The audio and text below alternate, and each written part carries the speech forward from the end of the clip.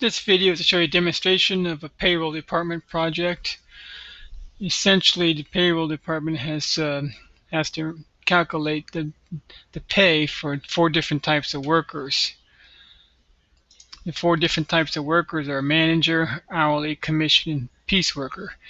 Manager gets paid salary, a fixed salary. Hourly worker, as you can guess, gets paid by the hour, plus time and a half for anything over 40 hours. Commission gets paid a base salary plus a percentage of the sales they made during the week. Piece worker gets paid by the piece. So I made up this file and I really don't use the worker type in the code that I can remember, but this code is what dictates what the worker type is and how the pay is going to be created.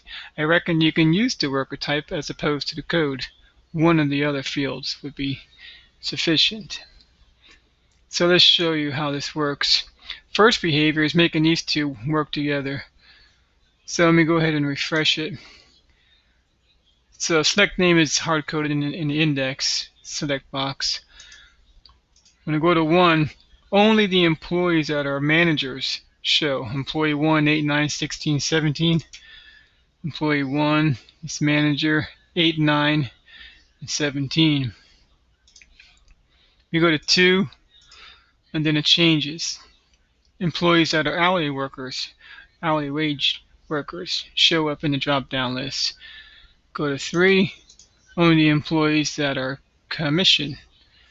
And go to 4, only employees that are piece workers.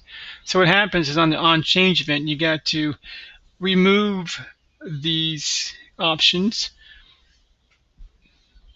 that were created dynamically, and then you got to re-add them. Re-add the correct employees based on the code number. So that's like phase 1. Get these two to work together. So piece worker looks like this. Click in the employee. Notice that the employee name changes. Employee 5, employee 13. Pay per piece is hard-coded in as $2.50 per piece. I feel this should be read. I feel this should be a field in the file. Pay per piece should be a field 0 for everybody except for the piece workers would have $2.50 or something of that nature. When you increment the amount of pieces produced, the math is automatically done. So the total pay gets calculated on the on-change event. I go down to a 3. Now the form went back down to its base form, just showing employee's name only control. And I choose an employee.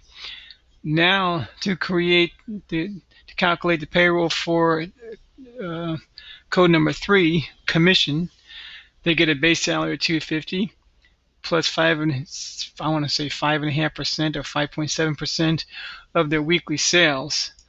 So as the weekly sales gets changed, their total pay gets increased.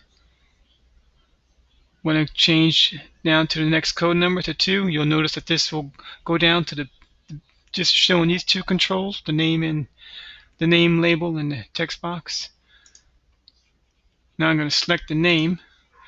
Now this is the hourly workers, hourly wage workers. So now this field set is populated based on the controls needed to calculate payroll for an hourly wage worker. Hourly wage is hard-coded in as $20 an hour. When you get to 40 hours, anything over 40 hours is time and a half. So that's $30 an hour. So notice it went up for every hour more. Alrighty. I got 20 seconds. Last one. This is just the easiest one. Hard-coded in 50,000. I think you should try to change the manager's salary, add a field, manager salary, and change some of the manager salary so they're different.